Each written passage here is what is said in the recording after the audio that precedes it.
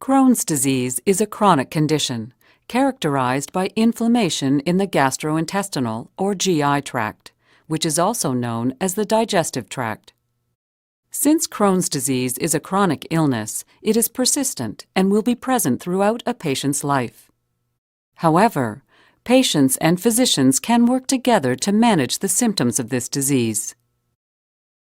The GI tract includes the mouth, esophagus, stomach, small intestine, large intestine, and anal region.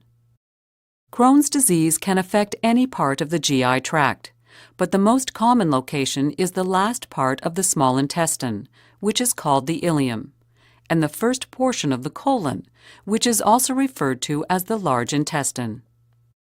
Current thinking is that Crohn's disease is a genetic disease caused by abnormal regulation of the immune system. The GI tract is frequently confronted with bacteria from our diet and environment.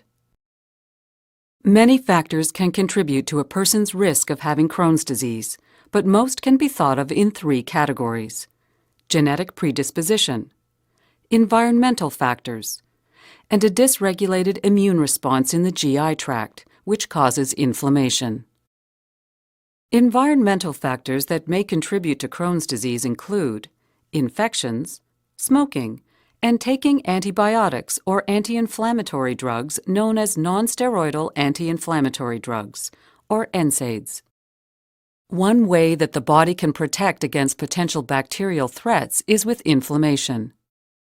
We are familiar with how inflammation looks on the outside of the body, for example, when you have a scrape or a cut. That scrape or cut becomes red and inflamed as a result of the immune system trying to get rid of any bacteria and viruses that are in the wound. After a few days, when the immune system has finished its job, it turns off, so the redness and inflammation disappear.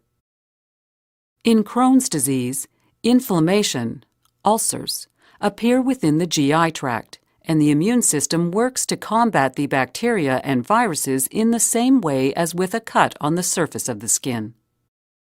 However, the difference is that the immune system is not able to turn itself off after it has gotten rid of the bacteria or virus, so the ulcers remain until they are treated with medicine or surgery. This chronic inflammation is what causes the symptoms of Crohn's disease. The symptoms of Crohn's disease vary depending on where the disease is located and its severity. This means that every patient with Crohn's disease experiences the disease differently. Most patients with Crohn's disease have abdominal pain and diarrhea.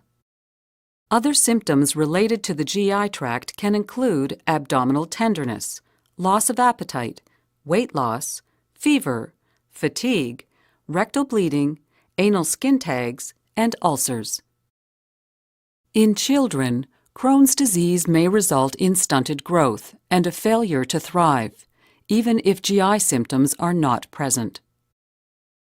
In addition to symptoms involving the GI tract, Crohn's disease can affect other parts of the body. Symptoms outside of the GI tract can include joint pain, liver inflammation, osteoporosis, skin problems, eye problems, mouth ulcers, and anemia. Patients with Crohn's disease should expect to lead normal lives in consultation with their healthcare providers.